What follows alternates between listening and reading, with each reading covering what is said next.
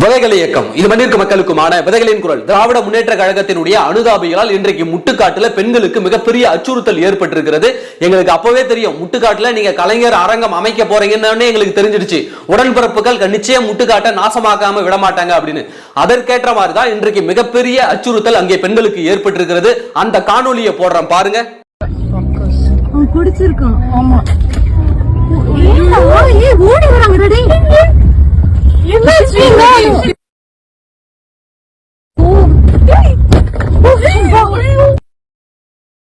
No, no, no, no. Go back, go back. Go back, go back. நான் ஃபாஸ்டா எடுக்க முடியுமா? எடுத்துருக்கு. டோர் லாக் பண்ணுங்க. பண்ணியாச்சு. ஓ, மாமா காலடி யாராவது முன்னாடி போங்க, பின்னாடி போங்க. நோ ப்ராப்ளம், பின்னாடி போங்க. What is happening? A lot of cars. Don't show. Oh my god. மாமாக்கு கால் போடுங்க யாராவது. This is not safe at all. Okay. மாமா பேரிகேட் இருக்கு. ஓகே வராங்க. உள்ள போயிடு. Oh my god. ஆமா உள்ள போயிடு. வீட்டுக்குள்ள போயிடு. இல்ல gate mood.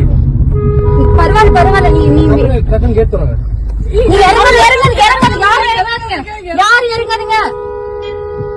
Oh my god. காணொலியை பாத்தீங்களா? என்ன சம்பவம்னாக்க 25ஆம் தேதி நள்ளிரவு, அதாவது 26ஆம் தேதி அதிகாலையில ஒரு 3:30 மணி போல அந்த ஈசிஆர் முட்டுக்காட்டுல ஒரு பாலம் இருக்கிறது. அந்த பாலத்திட்ட ஒரு தார் காரும் சஃபாரி காரும் நிக்குது. அந்த வழியாக போன அந்த பெண்கள், 3 பெண்கள் கை குழந்தை உட்பட ஒரு ஆணும் அந்த கார்ல இருக்கிறாரு. அவர்கள் எங்க என்ன நடந்தது நமக்கு தெரியாது, ஆனால் சம்பவங்களை சொல்றோம். அந்த காரை விரட்டி போன அந்த தார் காரும் சஃபாரி காரிலும் இருந்த 8 பேர் கொண்ட திமுகவினுடைய அனுதாபிகள், அந்த காருல திமுகவினுடைய கொடி கட்டி இருக்கிறது. அந்த கொடி கட்டி கொண்டு திமுகவினுடைய அனுதாபிகள் அந்த 3 பெண்கள் உட்பட அந்த குழந்தை அடங்கி அந்த காரை விரட்டி சென்று முன்னாடி ஏதோ படத்துல வர மாதிரி முன்னாடி போய் காரை குறுக்க விட்டு நிறுத்தி அவர்களை அடிக்கிறதுக்கு அங்கிருந்து ஒருத்தன் ஓடி வரான், மிரட்டுறான், கொலை மிரட்டல் வர்றான். இவங்க சாதுரியமாக திரும்ப வண்டியை ரிவர்ஸ்ல எடுத்து திரும்ப வீட்டுக்கு போறாங்க. அப்பவும் விடாம பின்னாடியே அந்த 2 காரும் துரத்திக்கிட்டு வந்து அவங்க சாகர் அபார்ட்மெண்ட்ல ஒரு அபார்ட்மெண்ட்ல குடியிருக்கிறாங்க. அந்த பெண்களும் அவங்க உள்ள போயிட்டாங்க, கேட்டை திறந்து உள்ள போயிட்டாங்க. உள்ள போன உடனே இவர்கள் வந்து அந்த கேட்டு கிட்ட வந்து பிரச்சனை பண்ணி, செக்யூரிட்டி பிரச்சனை பண்ணி கேட்டை திறங்கன்னு அப்படி இந்த 8 பேரும் கத்தி கூச்சலிட்ட உடனே அந்த பாதிக்கப்பட்ட பெண்கள் இருக்கிறாங்கல்ல, அவங்க போலீஸுக்கு 100க்கு தகவல் கொடுத்த உடனே அந்த காவல்துறையின் வரதுக்குள்ள இவனுக்கு காலி பண்ணிட்டானுங்க. அப்ப காவல்துறை வந்த உடனே அந்த இடத்துல என்ன ஆச்சுன்னு கேக்குறாங்க. அந்த பாதிக்கப்பட்ட பெண்களும் விவரிக்கிறாங்க. சரிங்க, நீங்க புகார் கொடுங்க அப்படின்னு சொல்லிட்டு காவலர்கள் போயிட்டாங்க. அந்த 26ஆம் தேதி 12 மணிக்கு, பகல் 12 மணிக்கு இந்த பாதிக்கப்பட்ட பெண்கள் போய் காணத்தூர் காவல் நிலையத்தில் புகார் கொடுக்கறாங்க. இந்த மாதிரி எங்களை வந்து அச்சுறுத்தல் பண்ணாங்க, எங்களை காரை விரட்டி வந்தாங்க, கொலை மிரட்டல் விட்டாங்க அப்படின்னு சொல்லிட்டு புகார் கொடுக்கறாங்க. புகார் கொடுத்து 3 நாட்கள் ஆகியும் கூட அவர்கள் மீது எந்தவித வழக்கும் பதிவு பண்ணல, எஃப்ஐஆர் பதிவு பண்ணல. சிஎஸ்ஆர் காப்பி மட்டும் போட்டு அந்த பாதிக்கப்பட்ட பெண்கள் கையில கொடுத்து அனுப்பிச்சிட்டாங்களே தவிர யார் மீதும் வழக்கு பதிவு பண்ணல, யாரையும் கைது பண்ணல. இதுல கடுப்பான அந்த பாதிக்கப்பட்ட பெண்கள் என்ன பண்றாங்கனாக்க அவங்க எடுத்து வச்ச அந்த வீடியோவை ரிலீஸ் பண்றாங்க. இந்த வீடியோவை பார்த்த தாம்பரம் காவல் ஆணையர் அபின் தினேஷ் மோடாக் என்ன பண்றாருனாக்க தாம்பரம் துணை ஆணையர் கார்த்திகேயன் கிட்ட கேக்குறாரு, என்னங்க சம்பவம் நடந்து 3 நாள் ஆச்சு, இன்னும் வழக்கும் பதிவு பண்ணல, யாரையும் கைது பண்ணல, என்னங்க பண்ணிக்கிட்டு இருக்கீங்க அப்படின்னு அவர் கேள்வி எழுப்பினதுக்கு பிறகு அதுக்கப்புறம் காவல்துறை என்ன பண்ணுதுனாக்க 7 பிரிவின் கீழ் வழக்கு பதிவு செஞ்சு 2 தனிப்படைகள் அமைச்சு அந்த குற்றவாளிகளை தேடிக்கிட்டு இருக்கு. எப்படி ஒரு போஸ்டரை செருப்ப கழட்டி அடிச்ச அந்த கிழவியை தேடுறதுக்கு 4 தனிப்படைகள், இவ்வளவு பெரிய பொதுமக்கள் மத்தியில ஒரு பொது வெளியில இவ்வளவு பெரிய கொலை மிரட்டல் விடுக்கக்கூடிய விதமாக நடந்த அந்த திமுக அனுதாபிகளை பிடிப்பதற்கு 2 தனிப்படை. அப்ப கிழவியை பிடிக்க 4 தனிப்படை, இவனுங்களை பிடிக்க 2 தனிப்படை. இதுதான் இந்த அவலநிலை. இதுல என்ன ஒரு விஷயம்னா, எதற்காக இவ்வளவு நாங்க கொந்தளிக்கிறோம், எதற்காக நாங்கள் இவ்வளவு ஆத்திரப்படுறோம் அப்படின்னாக்க காவல்துறை தரப்புல இருந்து என்ன சொல்றாங்கனாக்க அந்த 2 பேர் கார் இருக்கு இல்லைங்களா, அந்த குற்றவாளிகள் 8 பேர் வந்த 2 கார்கள், தார் 1 சஃபாரி 1, அந்த காரை இந்த பெண்கள் வந்த கார் வந்து உராசிட்டு போயிடுச்சு. அதனாலதான் இவர்கள் பின்னாடியே துரத்திட்டு போயிட்டு இவங்க பின்னாடியே துரத்திட்டு போயிட்டு அதுக்கு அதனாலதான் கொலை மிரட்டல் விடுத்தாங்க, அதனாலதான் தாக்க முற்பட்டாங்க அப்படின்னு சொல்லிட்டு காவல்துறையின் தரப்பில் விளக்கம் அளிக்கப்படுது. இன்னும் குற்றவாளிகள் கைது செய்யப்படல. சரிங்களா, கவனிங்க, குற்றவாளி கைது செய்யப்படல. குற்றவாளிகள் கைது செய்யப்படாம எப்படி உங்களுக்கு தெரியும்? கார் உராசிட்டு போனதால தான் இந்த பிரச்சனை வந்தது எப்படி உங்களுக்கு தெரியும் காவல்துறைக்கு? அது மட்டும் கிடையாதுங்க. நாங்க காவல்துறை சொன்ன நியூஸை மட்டும் வச்சு நாங்க சொல்ல ஒரு ஸ்கிரீன்ஷாட் போடுறோம் பாருங்க. திமுகவினுடைய ஐடி விங் அத்தனை பொறுக்கி பயல்களும் ஒரே மாதிரி பதிவு போட்டிருக்காங்க. அத்தனை பேரும் எப்படி திமுகவினுடைய ஐடி விங் பொறுக்கி பயல்கள் அத்தனை பேருமே ஒரே மாதிரி பதிவு போட்டிருக்காங்க. கார் உராசிட்டு போனதால தான் இந்த பிரச்சனைன்னு சொல்லிட்டு. அது எப்படிங்க ஐடி விங் நிர்வாகிகள் போட்ட அத்தனை பதிவும் திமுகவினுடைய ஐடி விங் நிர்வாகிகள் போட்ட அத்தனை பதிவுமே காவல்துறை அப்படியே மனப்பாடமா ஒப்பிக்குது? அப்ப எந்த சாரை காப்பாத்த இப்ப நீங்க முயல்றீங்க? எத்தனை சாரை இன்னும் உருவாக்க பாக்குறீங்க நீங்க? அது எப்படி திமுக ஐடி விங் தற்கொலையினுடைய பதிவும் காவல்துறையினோட பதிவும் ஒரே மாதிரி இருக்குது? நீங்க குற்றவாளியை கைது பண்ணல. அதுவும் அந்த புகார் கொடுத்த பெண்களே இன்றைக்கு பாலிமர் தொலைக்காட்சி செய்தியாளர் கேட்கிறப்ப அவங்க சொல்றாங்க, கார் எல்லாம் ஒன்னும் உராசிட்டு போலீங்க. எப்படி கார் நாங்க உராசவே இல்லைங்க, கார் மோதவே இல்லைங்க, பொய் சொல்றாங்க அப்படின்னு அந்த புகார் கொடுத்த பெண்மணி சொல்றாங்க. அது வாய்ஸ் ரெக்கார்ட் ஆயிருக்கு, இன்னைக்கு செய்தியா இருக்குது. அப்படி ஒருவேளை நாங்க இடிச்சிருந்தா சிசிடிவில பதிவாயிருக்கு இல்லைங்க, அதை பார்த்துங்க தாராளமா தைரியமா அந்த பெண் சொல்றாங்க. அப்ப நாங்க இடிக்கவே இல்லை அப்படின்னு சொல்லிட்டு புகார் கொடுத்த பெண் சொல்றாங்க. குற்றவாளிகள் இன்னும் கைது செய்யப்படல, அவர்களை கைது செய்ய 2 தனிப்படைகளை அமைச்சிருக்கீங்க. அப்ப புகார் கொடுத்த பெண்ணும் இடிக்கலன்னு சொல்றாங்க, குற்றவாளிகளும் கைது செய்யப்படல. அப்ப கார் உராசனது உங்களுக்கு எப்படி தெரியும்? காவல்துறைக்கு எப்படி தெரியும்? எதுக்கு முந்திரி கொட்ட மாதிரி முந்திக்கிட்டு இது உராசிட்டு போனதால இந்த பிரச்சனை வந்துச்சு அப்படின்னு யாரை காப்பாத்துறதுக்கு காவல்துறை முனையுது? அது எப்படி திமுக ஐடி விங் பொறுக்கிகளுடைய பதிவுகளும் காவல்துறையினருடைய வாக்குமூலமும் ஒரே மாதிரி இருக்கு?